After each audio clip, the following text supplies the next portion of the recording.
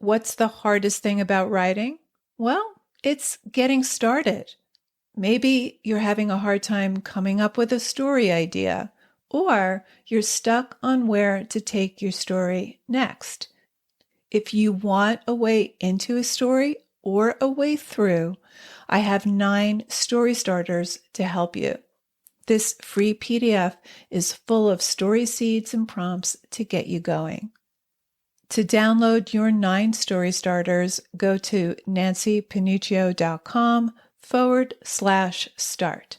That's Nancy with an I, Panuccio with 2 C's, nancypanuccio.com/start. If your character just wants to be happy, you have to ask, how does that happiness manifest in the world of the real so that it becomes something tangible the reader can perceive?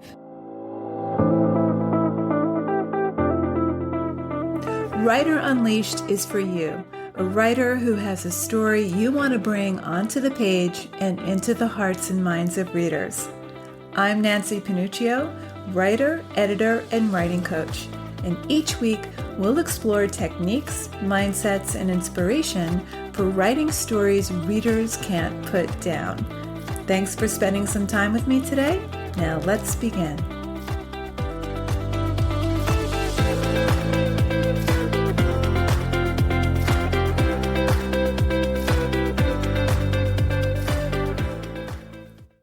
How do you come up with a plot for your novel or short story? Now, many writers think that the plot needs to be something epic and complex. So they chart out every single plot point and plot beat and pinch point, etc. They totally overthink it. They put too much pressure on getting their plot as this blueprint for the story. And often the result is a narrative that's overly complicated, confusing, and disengaging. It throws the reader out of the story. But a plot does not have to be complicated or overthought. It can be elegant, simple, and still be complex, dramatic, and compelling. In this episode, I'll simplify plot for you. I'll give you 4 core elements that make up a plot. We'll talk about what plot is and the ways writers go wrong with plot. So before we dive in, let's talk about what plot is and how it differs from structure, because often writers conflate the two. Plot and structure are 2 different things. Plot demonstrates the development of an action involving the characters. The action illustrates a basic idea or premise. It's the central concept that involves a character with a goal or motivation, the obstacles he or she faces in reaching the goal, and the consequences that arise as a result. So you can think of starting your plot with a premise. The premise involves a main character with a desire, encountering obstacles, and a resulting outcome. So your plot simultaneously traces the development of the story's meaning along with the storyline. It produces a unified effect. Structure is how those events are laid out for the reader. It's not the sequential order necessarily. Some stories start at the end of the chronological story, or they start at a particular significant moment and then backtrack to something that happened earlier.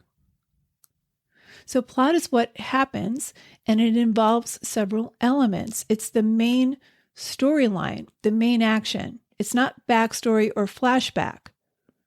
It's the main action. Structure is the way the plot is laid out sequentially for the reader. Now, I'm not going to go into structure in this episode, but I will simplify plot for you by breaking down 4 core elements. But before we get to that, Here are 5 common ways writers go wrong with their plots.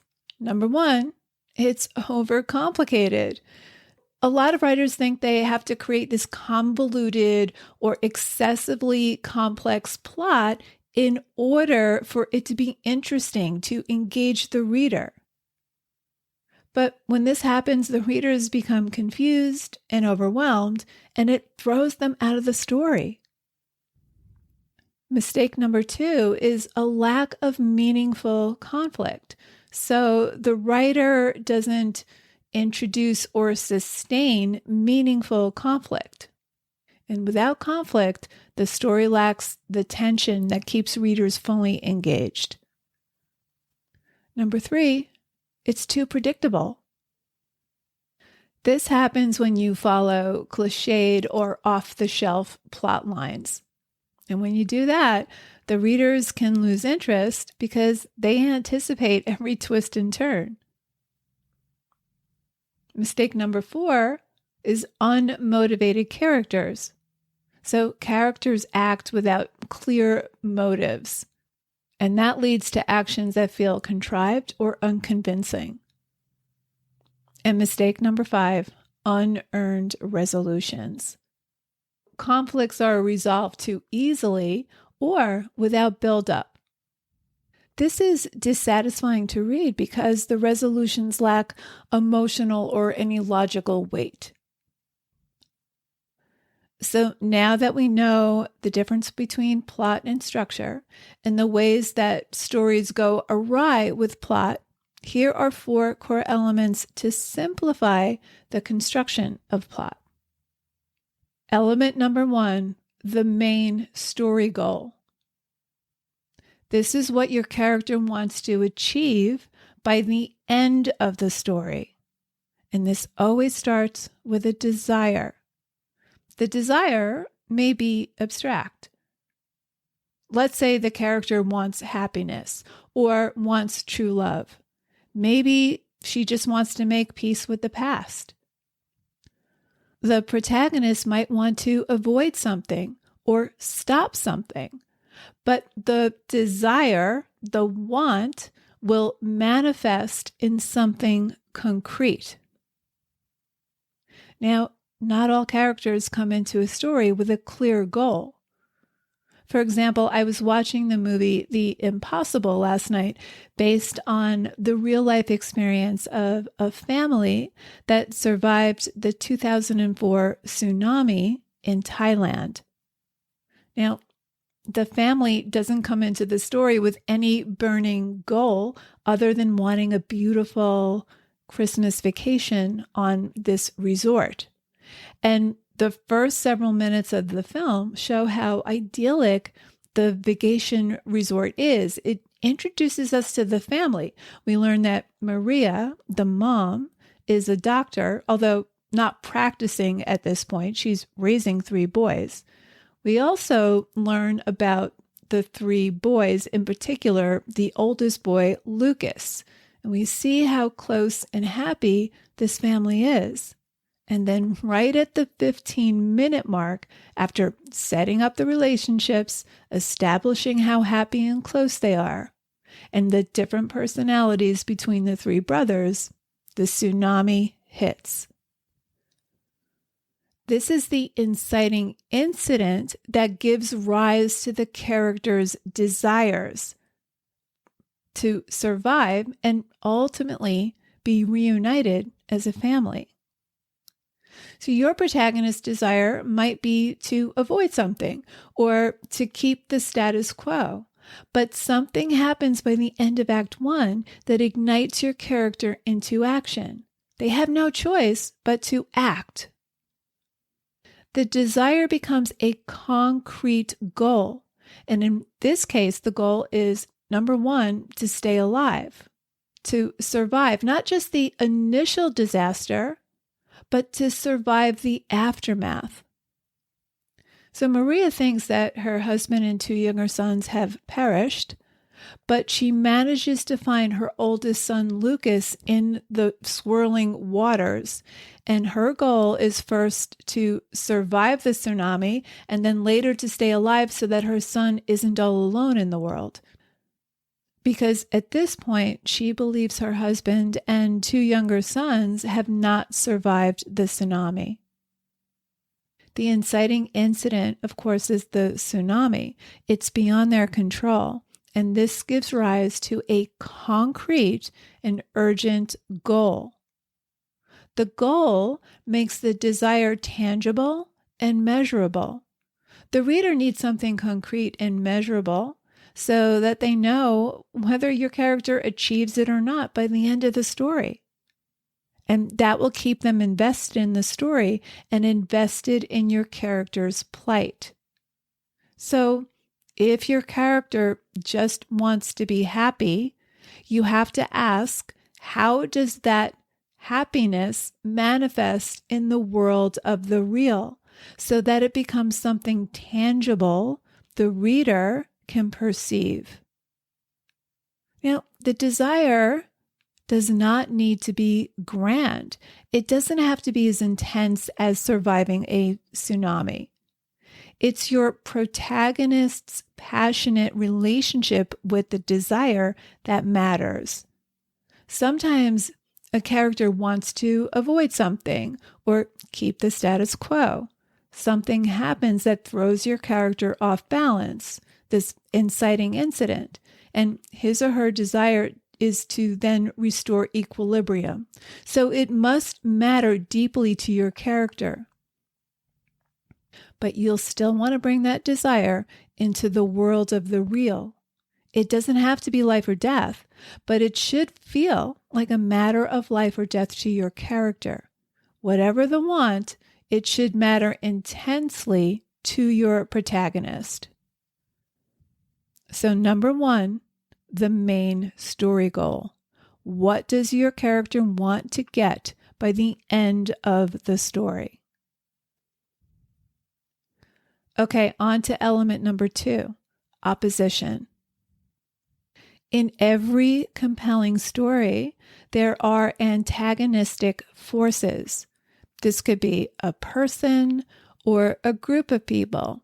It could be a system or corporation. It could be a natural disaster. It could be a combination of opposing forces, but something has to be in the way of the main story goal. It can't just be a minor annoyance or another character's bad habits or personality traits. That is not conflict. It's not meaningful conflict. It has to be something that obstructs, thwarts, or interferes with the main story goal. Now, not everything that gets in the way needs to be the main antagonist. It could be a matrix of opposition. It could be the character's own inner resistance. So sometimes it's more helpful to think in terms of resistance or obstacles that get in the way of the goal. And there will be more than one obstacle. Your protagonist needs to plan how to overcome or outsmart the antagonist or oppositional forces every step of the way. You never want to make it easy or even foreseeable for the character to achieve his or her goal. For example, in The Impossible, the first obstacle is the raging waters. We see Maria clinging to a branch while she's getting thrashed by rushing water and debris. She's screaming for her son Lucas. She spots him, and there are more obstacles before they're able to reach each other. And once things calm down and they make their way across the ruins, we see that Maria has sustained serious injuries. Eventually, the locals lift her on a door to a hospital where other victims of the tsunami are waiting to be treated. The hospital is overcrowded, it's dirty, it's disorganized, it's chaotic. Roads have been destroyed, making it more difficult to ship medical supplies, food, and clean water to everyone who's in need. The opposing forces lead to element number 3, conflict. the protagonist and antagonist want conflicting things, or the oppositional force obstructs, interferes, or keeps setting up obstacles. In this case, the raging water and the debris are the first obstacle to survival. Her injuries are another obstacle. But even when she's brought to the hospital, the conflict escalates. It's overcrowded, understaffed. Things get much worse until they get better. And we're never sure if she's going to live or die. And we see her slipping further and further towards death. So the clock is ticking. The more your protagonist wants the goal, the harder the antagonist and the struggle becomes. So the conflict will escalate, the stakes will rise, and so the protagonist will have to shift the goalpost. At first, she wants to survive the raging water. Then she wants to reach her son. In Act 2, she still wants to stay alive, but the stakes have risen. She's on the verge of death. She desperately wants to stay alive because she believes the rest of her family is dead, and she doesn't want to leave her son alone, especially in this hospital, in all this chaos.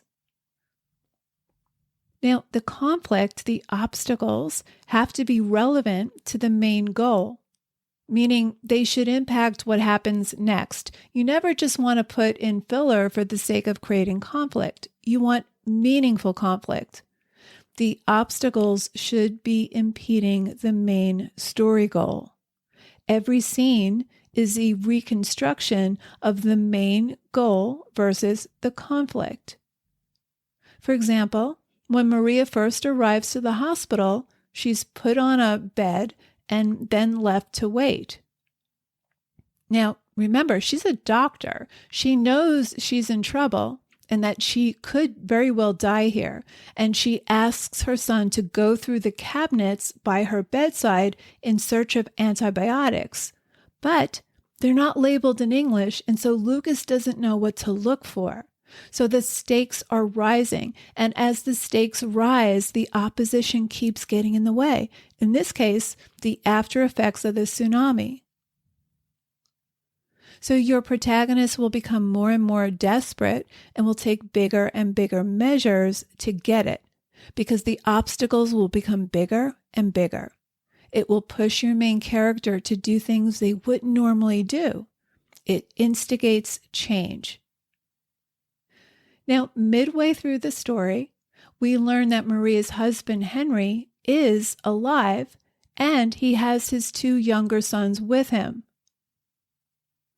But he desperately wants to find Maria and Lucas, so he tries to search for her and leaves his 2 very young and scared children with strangers, something he wouldn't normally do.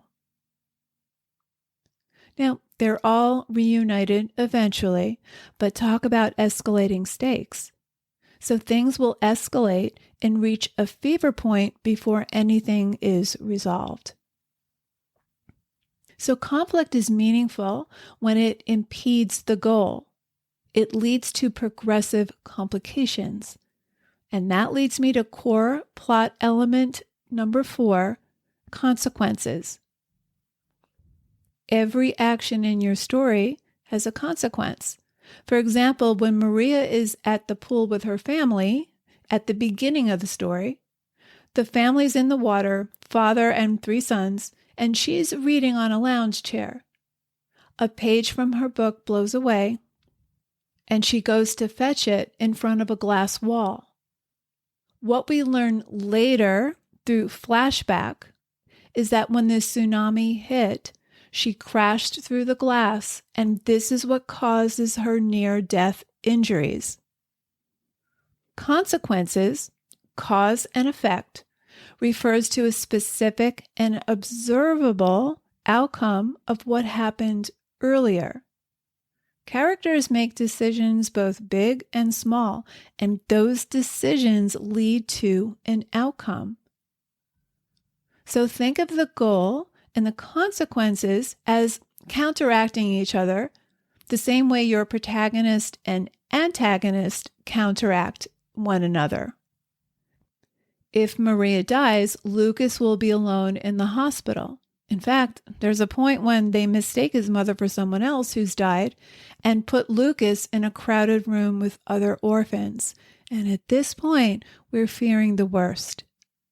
What happens if the family never reunites? What if they never find one another? So the goal and consequence offset each other the same way the protagonist and antagonist do. If your protagonist doesn't get what he or she wants at the end of every scene, what will happen to him or her? What are the consequences? What if your character doesn't reach the main story goal? What are the consequences?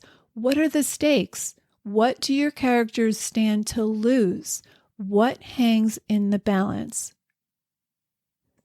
So there's a logical relationship that connects the goal with consequence. If the goal isn't met, the consequence arises. Or if the consequences persist, the goal will fail. Okay, we've covered a lot, so let's recap.